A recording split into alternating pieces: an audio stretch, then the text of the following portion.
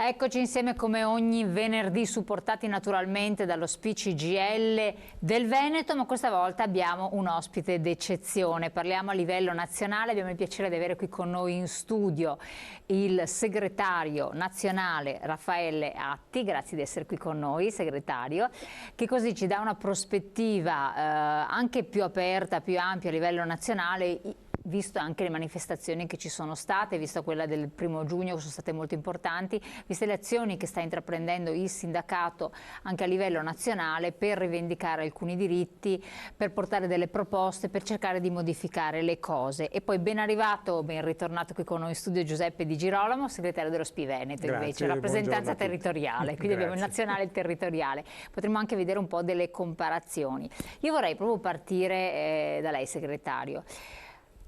Il nostro paese è variegato e diverso, quindi i pensionati del nord-est, del nord Italia, Veneto, Emilia-Romagna, Lombardia non sono quelli del Piemonte, non sono quelli del centro Italia, non sono quelli del sud Italia, sono situazioni molto diverse, però ci sono degli elementi comuni su cui lavorare. Quali sono i punti su cui state mettendo tanta attenzione ed energia? E quindi rilacciamoci anche alla manifestazione recente che c'è stata a Roma. Certo. Tanto va detto che la manifestazione di Roma è stata una grande manifestazione. Piazza Ve San Giovanni, quando abbiamo deciso, per ragioni che diciamo che di trasferirci da Piazza del Popolo a Piazza San Giovanni, la manifestazione, che all'inizio era pensata per Piazza del Popolo, dove eravamo già stati nel 2016 con una grande manifestazione che aveva non solo riempito la piazza ma lasciato anche delle persone fuori.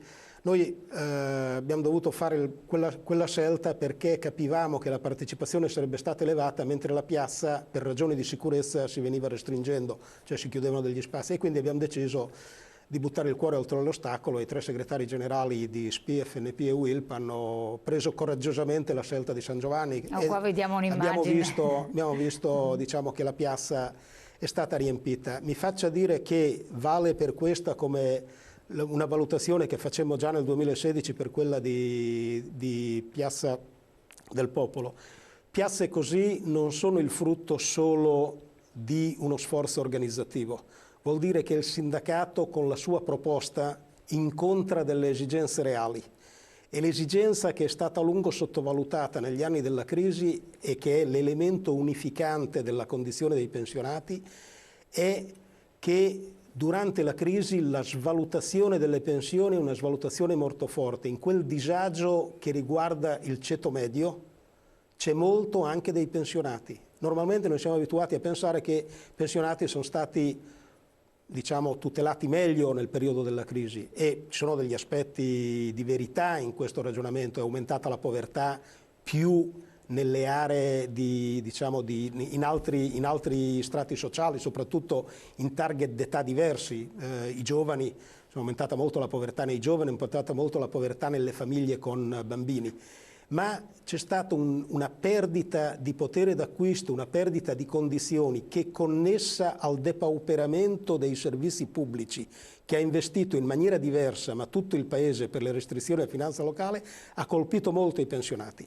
E non a caso noi in questa manifestazione abbiamo posto al centro non solo il tema delle pensioni, non solo un punto di coagulo di reazione allo scippo che è stato perpetrato cambiando il sistema di rivalutazione per le pensioni superiori a 3 volte il minimo, di cui proprio il 1° giugno è scattato l'elemento di conguaglio che ha sottratto quello che era stato aggiunto all'inizio dell'anno per 2 mesi e che aveva bisogno di essere conguagliato perché di fatto i pensionati avevano percepito un indebito, e abbiamo tutti toccato con mano che effettivamente il taglio c'era, diversamente da come era stato dichiarato. Ma abbiamo una piattaforma che riguarda la condizione dell'anziano nella società, il fatto cioè che davanti alla longevità e all'invecchiamento della società le politiche pubbliche non stanno mettendo in campo un riorientamento adeguato ad affrontare questo problema, e la condizione degli anziani quindi soffre appunto di questa svalutazione delle pensioni, soffre perché ovviamente la pensione va misurata non solo rispetto all'andamento del costo della vita, ma rispetto al suo rapporto col salario d'origine.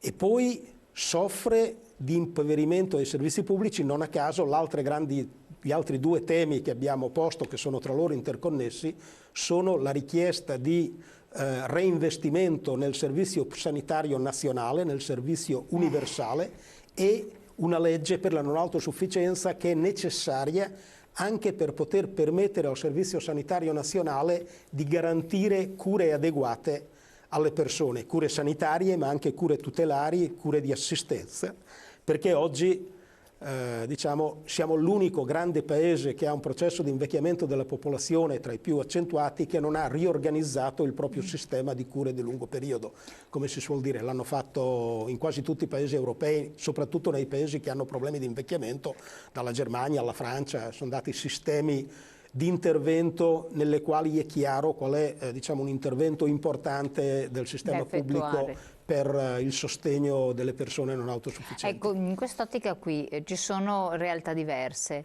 Quali che sono le realtà che a lei emerge siano più organizzate e quelle invece che devono ancora fare tanto? E quindi è possibile anche secondo lei un lavoro a livello centrale che colga tutte le peculiarità dei singoli territori? Adesso noi rivendichiamo misure nazionali, ovviamente sulle pensioni abbiamo la piattaforma che chiede di modificare il sistema di rivalutazione, di ripristinare nell'immediato il sistema di rivalutazione che c'era. Questo è un ragionamento che tocca ovviamente i pensionati di tutto il Paese, così come rivendichiamo di riprendere i ragionamenti che avevamo diciamo, affrontato col governo con i governi Renzi e Gentiloni quando facemmo gli accordi facemmo il primo accordo nel 2016, nell'autunno del 2016, che portò all'ampliamento della platea interessata alle 14esime e ad un aumento delle 14esime in essere. E in quell'occasione appunto provammo a vedere qual era la prospettiva del sistema previdenziale per la quale bisognava lavorare. Quindi ancora parliamo del livello nazionale, poi vengo alla sua domanda. Ma credo che sia importante questo aspetto perché è un po' un presupposto, diciamo, è un presupposto, esatto, perché affronta appunto il tema della tenuta della condizione del pensionato, e se no una condizione di oggettivo depauperamento se non c'è periodicamente. Ovviamente un paese come il nostro che ha difficoltà a crescere può mettere risorse limitate a disposizione di questo obiettivo, ma bisogna che tra gli obiettivi di un paese che torna a crescere c'è anche quello di permettere di rivalutare ogni tanto le pensioni, di aumentarne il valore, premiando, come facemmo con la 14esima, le persone che hanno lavorato, cioè premiando i contributi versati. E quello era l'impianto della 14esima, che aveva aumenti di un valore differenziato a seconda degli anni di contribuzione versata.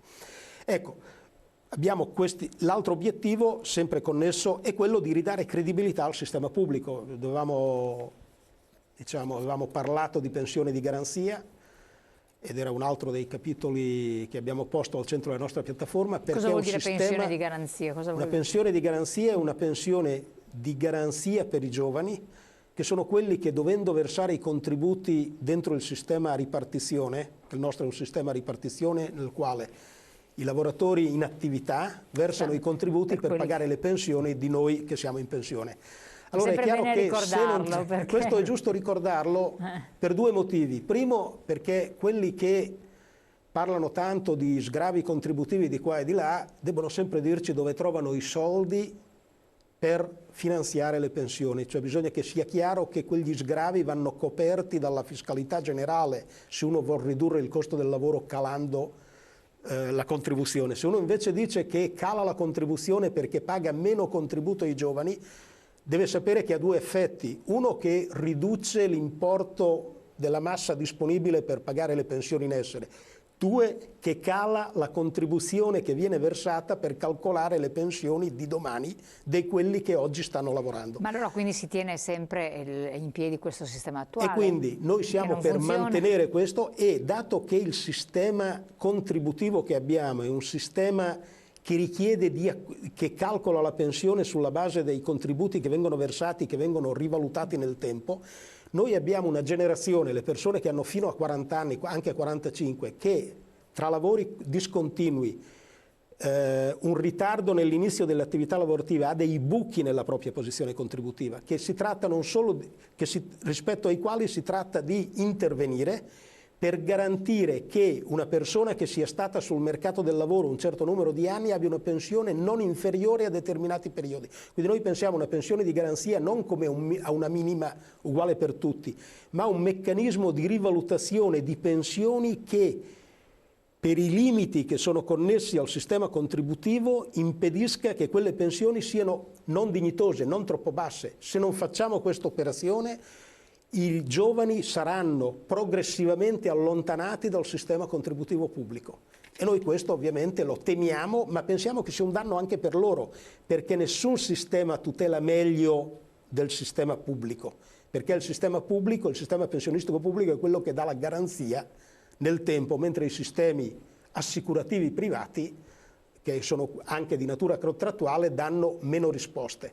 Danno risposte meno certe, nel senso che non c'è un'assicurazione politica dai rischi a cui va incontro il risparmio. Certo, però è vero anche che il sistema pubblico delle pensioni ha cambiato le regole dei giochi non poche volte. Certo. E giustamente chi dice chi è incominciato in un modo finisce in un altro, oppure un giovane che pensava di incominciare a lavorare in un termine, poi i giovani attualmente dicono io non la prenderò mai la pensione.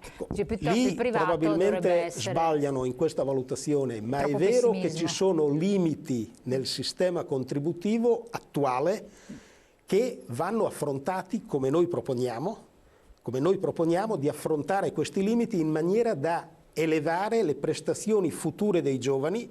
E però mi lasci dire che il limite più grosso che c'è oggi nella condizione giovanile è il limite, la differenza più grossa rispetto alle nostre generazioni è la stabilità del lavoro e la continuità del lavoro e il livello salariale di quel lavoro. Questi sono gli aspetti. Il livello salariale che non si risolve col salario minimo, che è diciamo, che stanno discutendo, si risolve con una politica di riconoscimento del valore della contrattazione e con politiche di redistribuzione della produttività che si costruisce nel Paese. Cosa vuol dire redistribuzione della produttività? Vuol dire che se cresce la ricchezza prodotta, bisogna che quella ricchezza torni lungo tutti i rami della filiera produttiva che ha concorso a produrla. E perché con i meccanismi che sono in atto nel sistema produttivo una parte di quella ricchezza finisce solo dentro le grandi istituzioni finanziarie, si concentra là e non ci sono meccanismi fiscali e contributivi in grado di redistribuirla adeguatamente tra quelli che l'hanno prodotta. Una parte di lavoratori ne beneficiano, un'altra parte, pensiamo a tutto il meccanismo degli appalti, pensiamo al meccanismo della logistica, pensiamo a tanti meccanismi in cui si scompone il ciclo produttivo che fa sì che la ricchezza si concentra sempre più. Però questo è frutto della globalizzazione anche, perché la globalizzazione ha dato priorità a grandi realtà aziendali e le piccole di cui vive il nostro territorio, a nord-est in particolare. Questo è frutto di un problema non risolto, non della globalizzazione, ma del modo con il quale gli Stati hanno risposto al processo di globalizzazione, e cioè al fatto che non si sono posti il problema nelle grandi aree di interscambio di armonizzare i sistemi fiscali. Cioè l'Unione Europea ha armonizzato tante cose, ma non ha un solo strumento fiscale comune, che è l'IVA, come noto, che serve a finanziare il bilancio comunitario ed è l'unica tassa sulla quale ci tengono gli occhi addosso, perché appunto è una tassa di rilievo comunitario. Ma non c'è un'armonizzazione del sistema fiscale e quindi c'è una concorrenza tra i paesi che diventa concorrenza al ribasso tra i sistemi di protezione sociale. E quindi c'è bisogno di... E l'altro è quello che bisogna contrastare i fenomeni di dumping sociale, cioè di concorrenza sleale tra i lavoratori. Se un ragionamento di salari minimi si dovesse fare, l'unico livello in cui oggi avrebbe senso è la dimensione europea, ma ancora di più avrebbe senso, e su questo c'è un limite anche del movimento sindacale nella dimensione europea, avrebbe senso un coordinamento efficace delle politiche contrattuali a livello europeo, non concorrenziali tra i paesi. Però questo sistema qua, dopo andiamo in pubblicità, dopo chiedo anche il suo contributo, un po' sto facendo delle provocazioni, come la contrattazione sociale, eccetera, vale per le grandi categorie, per le grandi realtà aziendali. Nelle realtà di Pochi dipendenti. Io prendo il nord-est ad esempio, ma come anche l'Emilia-Romagna, non la Lombardia dove ci sono realtà un po' diverse, salvo nelle zone periferiche, ma insomma comunque piccole realtà, 15 dipendenti, 12 dipendenti, 20, 25 eccetera. Lo stipendio, la busta paga la fa il datore di lavoro, dove il potere contrattuale è limitatissimo ed è molto variabile, addirittura tra un pari ruolo e l'altro ci sono variazioni di busta paga e le rivalutazioni non ci sono, passano 15 anni, sempre quella è la busta paga, per cui qui si ragiona, mentre diversamente in Germania dove tu hai un sistema diverso ma sono realtà diverse. Ma perché bisogna potenziare il sistema di contrattazione, bisogna anche modificarlo, cioè, però la strada è quella lì, non è il salario minimo. Il salario minimo dà risposta a figure che non hanno un contratto, perché dentro la condizione del lavoratore non c'è solo il salario e ci sono diritti che solo il contratto può rendere effettivo. Ad esempio un diritto come quello al riposo, se uno non ha un contratto che dice come e quando si esercita. Quindi estenderlo in modo più pregnante. Bisogna rafforzare il potere contrattuale dei lavoratori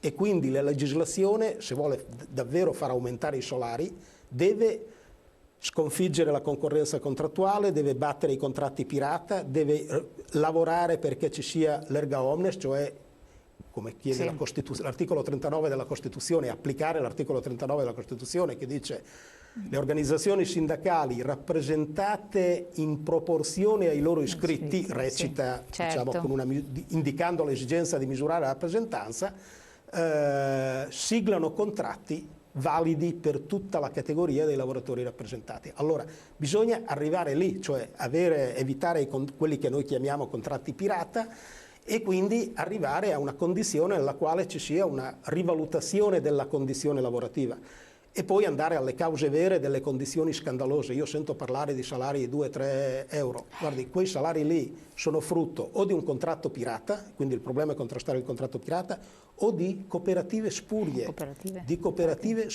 che andrebbero contrastate come noi stiamo provando a fare sul piano sindacale. Torniamo alle differenze territoriali? Sì, torniamo, però ci torniamo dopo la pubblicità. Abbiamo la pubblicità, pochi secondi, poi ritorniamo insieme.